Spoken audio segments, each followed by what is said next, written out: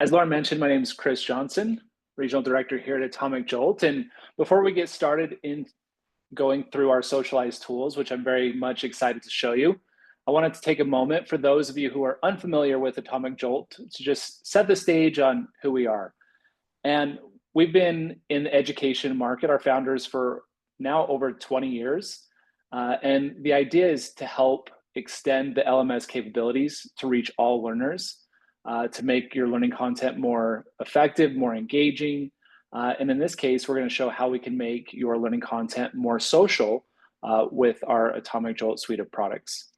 Now, we do have customers across the globe and we partner with all major LMSs, but of course, today we're going to focus on how you can do that within Canvas.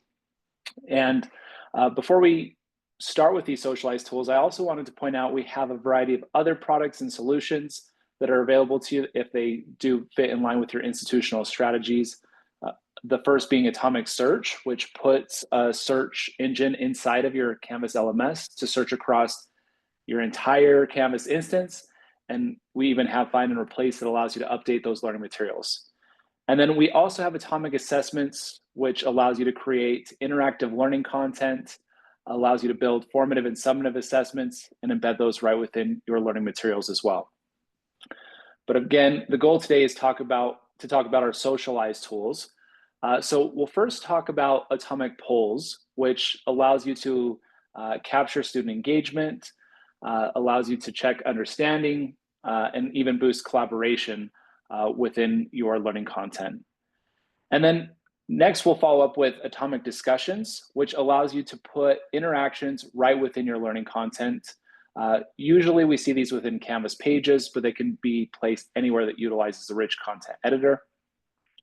And we'll finish with Atomic Journals, which allows students to reflect on their learning and makes it very easy for them to take away their learning journal outside of your Canvas course in the event that they want to use it for their career readiness file, job interviews, things like that. All right, that's enough for the slides. Let's talk through starting with Atomic Polls. And where I'd like to start, maybe I'm not sure my screen. Sorry, one second. Let's try this again. Where I'd like to start is to embed a poll right within the first week of a module to just check understanding before we even go through the learning content. And the way that I've created this poll is just to use an external tool right within your modules. And this allows your poll to be full screen view, but you can do the same thing, again, if you wanted to embed it within an announcement. I'll also show you how you can embed it directly within a learning page. But for this example, I just wanted to give the students the ability to share their thoughts before they get started. And this is what that would look like from the student's perspective. Just a quick free response question to capture their understanding of business leadership before we move on to the learning content. Now, if I wanted to add a question, I can easily do so. It's very easy to build a question within Atomic Polls. The idea is we want you to be able to quickly create a poll so that they're used more often to ensure that students can share their voice and choice whenever it makes sense to do so. And so I'm going to go ahead and add a question. And you'll notice that we have a variety of different question types: single response, multiple response, ranked choice, Likert. And we also have an instruction section in case you wanted to break up your set of questions, chunk it, if you will, where you might want to separate 3 questions with some more instructions on the next set of questions. But in this next example, let's just do a quick single response question and see what that process is like. So here I can provide a quick prompt. In this case, I'm just going to ask, what best describes the role of a business leader? And then from here, can quickly choose some of their responses. Now, there are no limits on the amount of options you can provide. You'll notice that it sets as a default of 4, but if I wanted to add 8, 10, 12, there's no cap. You can just continuously add options here. I'm going to pause here. Any questions so far, Lauren? None in the chat. Okay. All right. I saw little notifications. Just wanted to double check. Feel free to ask your questions as I'm going through this webinar. And of course, we'll set aside some time at the end as well. So now that I've added the question, I can even add some multimedia, which you saw in the initial question, and that one's really easy to do. So you just upload source materials or upload, drag and drop those images directly into the poll. All right. Now that we've built the learning content, we've provided options, you'll notice there's a few settings that I can choose as well. I can show some general feedback, which provides the same feedback regardless of how they answer. I can choose an option feedback. So if they mark A, they get a different response or feedback from option C. I can also require our students to explain their choice. And again, allow some more multimedia for that prompt as well. Let's go ahead and save this. And now that we've built this 2-question poll, you'll notice that there's also some additional settings. In this case, I've allowed my students to submit anonymously. I can also choose to allow students to change their answer. I can choose how long they have answered or have access to this poll. And I can even control what the navigation looks like as well. All right, now, instead of having this one poll free response question where students can put in their text-based answers, we also now have a single response question where students can mark a choice and again, explain their answer further. So that's a good example of how you can utilize atomic polls to capture the understanding before you go through the topics of a lesson. But I mentioned you can also embed polls directly within their learning content. So here's an example of a typical learning page where it might be a little bit text heavy. And this is a great opportunity for me to break up the wall of text and get students to share their thoughts, share their feedback, or engage in a poll here. So if I wanted to ask a question about servant leadership, I can just edit the page here, select my options from the LTI plugins. And in this case, I'm going to select atomic polls. And we're going to call this servant leadership. And we're going to add a quick question here. Let's go ahead and choose a Likert style question to show you that process. So here I can update the description and I'm going to say, how strongly do you agree with the following statements? And what this allows you to do is it allows you to, we want to change that to servant. We want to be able to ask multiple questions and have the same scale.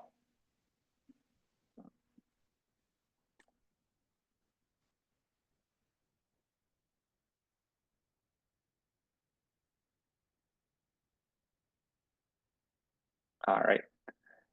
And in this case, probably don't want to use dissatisfaction. Again, this is just a template, but I can quickly edit these to strongly agree, agree, neutral, disagree, and then strongly disagree. Now, the benefits of this Likert style question, again, is I can add multiple questions and it all automatically pre-fills the same Likert scale for each of those questions. Let's go ahead and save that. And now again, instead of having this text, you have a poll directly embedded within this learning content. So students can quickly go through the various different options and submit those answers. All right. So there's an example of how to put a Likert style question. We've created a free response question and also a single response. Again, we do have those instructions and multiple response question types as well. But the idea here is that we want to make it very easy to place polls right within your learning content where it makes most sense to do so. Chris, we have a question about what the results look like for teachers. Sure. So for that, let's go to a poll that's actually been submitted by students here. So you can actually navigate to that learning object. And here's an example of what the teacher will see. This is just a 1-question poll. But if I want to look at the results, there's this report option here. And you'll notice that it allows me to see which students have voted. I can see which students haven't voted.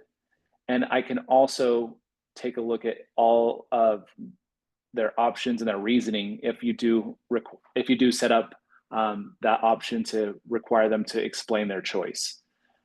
Of course, you may also want to download those results and bring it into a business intelligence tool or to further extract that data. And you can download these results as a CSV file. If you have multiple questions, there's a few different options. If you download each result, it separates those into their own spreadsheet, unless you choose to download those results as a single file. In that case, it will put those in their own tabs within the spreadsheet. Now, Edith, you're also asking about a graded poll. So yeah, with atomic polls, you can embed them anywhere that utilizes the rich content editor. And so if you wanted to create an assignment and use the external tool options as the submission type,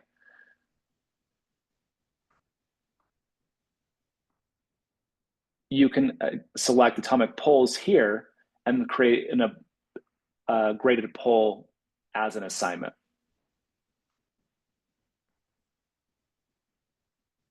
Great. Any additional questions on atomic polls here?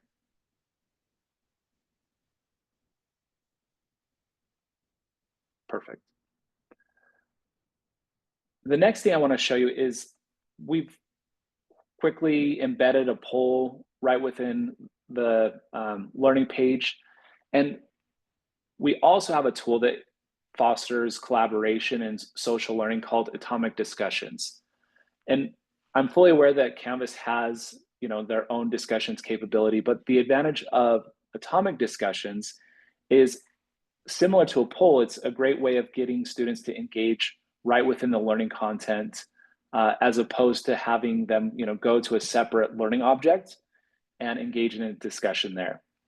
So instead of a poll, if I wanted to embed a conversation, again, I'll talk about servant leadership. So right below this learning content, we can also select an atomic discussion here. And with the atomic discussion, I'm going to call this a servant leadership discussion. I'm going to give a quick prompt. And then again, I have a few different options. So do I want students to see the names of each respondent? Do I want to encourage more social interaction through liking? Do I want students to reply before they can actually see other posts? And do I want to allow threaded replies to encourage more conversation? Now, if I do that, I can also provide feedback that automatically applies as each student answers those or respond to those. Let's take a look at what that looks like. So now your servant leadership has the ability for students to interact with each other and engage in a learning poll. And these tools don't look super exciting until you actually have some engagement. So let's just switch over quickly to a student's view, and we can see what that looks like. So now that we've updated those learning materials, students can quickly engage in a prompt. Here's what servant leadership means to me. I can post. I can fill out this prompt or this poll here. An example of what that looks like when it's a little bit more built out looks something similar to this. And the first thing I want to point out is, because again, it's right within the rich content editor, you can use all of your learning tools, including discussions, polls, and journals, to make this learning content really interactive and engaging, embedding videos from your video engagement platform, separating text with discussions that utilize images and media, allow for liking to make those, again, just a little bit more social.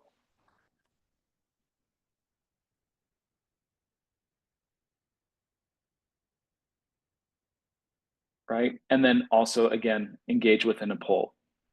So the full goal of atomic polls and discussions are to drive engagement within your learning materials, to drive some social interaction, and just to ensure that your students aren't just sitting and reading some of these pages, but actually engaging directly within them. Any questions about discussions or polls at this time? So Rick's asking, does atomic discussions have the ability to be checked for plagiarism? So if you embed, that's a good question. So do you utilize a third-party tool like Turnitin?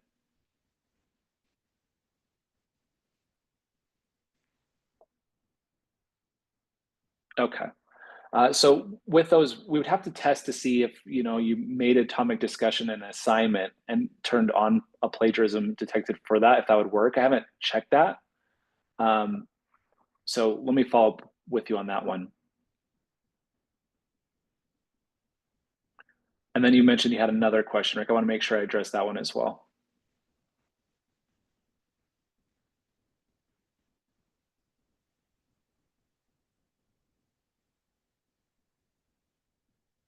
Can it be set up as a graded discussion? Again, because it can be embedded directly into an assignment, that's how you would create a graded discussion here. And Chris, we have another question in the Q&A. Can faculty and TAs follow discussion questions or individual threads? So they would have to follow the entire discussion. So there's not a way to just follow a specific thread, but you do receive those notifications as each student replies or makes a prompt. Those will go into your inbox and you can follow those. And if you want to choose to ignore those notifications, you can. And then for the threads that you wanted to follow, you certainly can as well.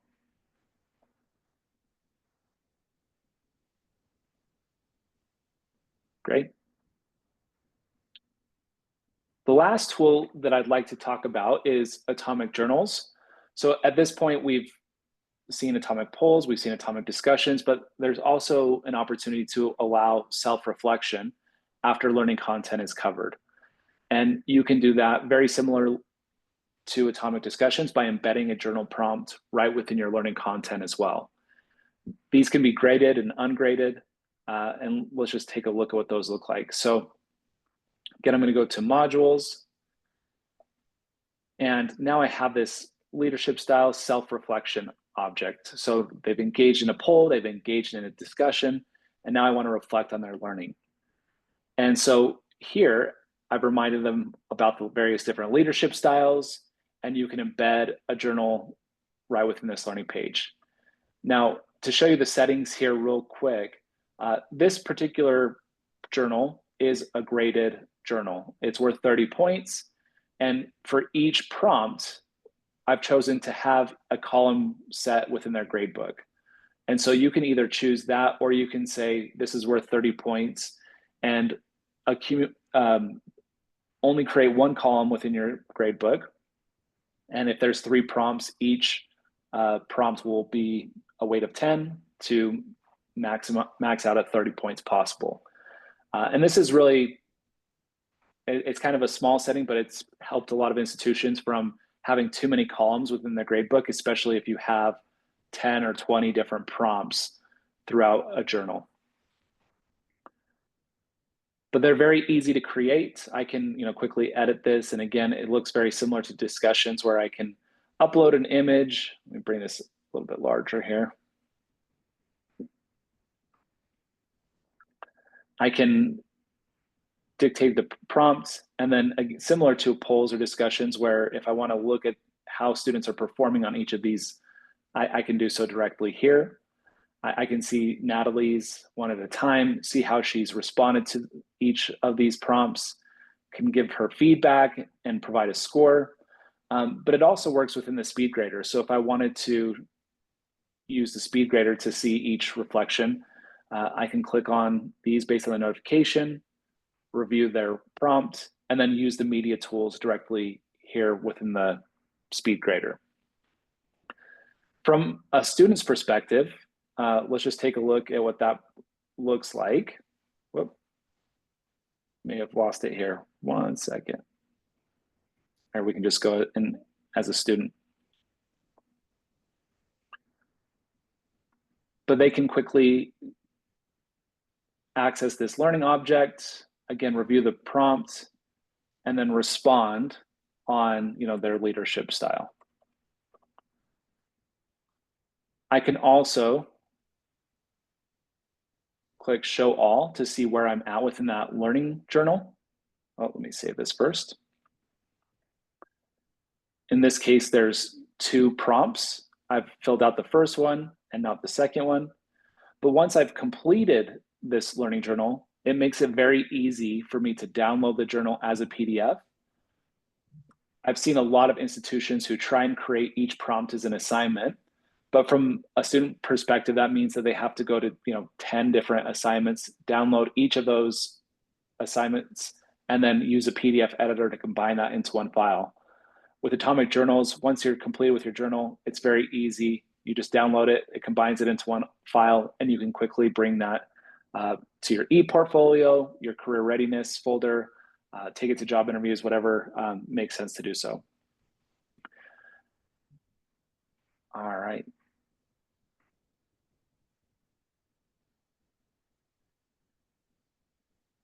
Let's finish here. I know I'm getting low on time by just quickly showing how a journal can be created. Since you've already seen how easy it is to create an atomic discussion, an atomic poll, you probably already know that it's very easy, but I'll just walk you through that real quick. In this case, we're going to create a third journal prompt right within this learning page. Again, this can be an assignment if you prefer to do it as an assignment, but I like to use all the tools that are available within learning pages and embed them directly there. Select Atomic Journals. And we're going to call this our final reflection.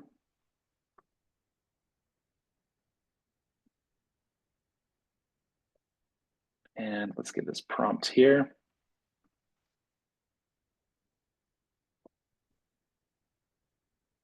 Let's go ahead and save. And now we've created this final reflection where we've asked students to explore the advantages and disadvantages of each leadership style.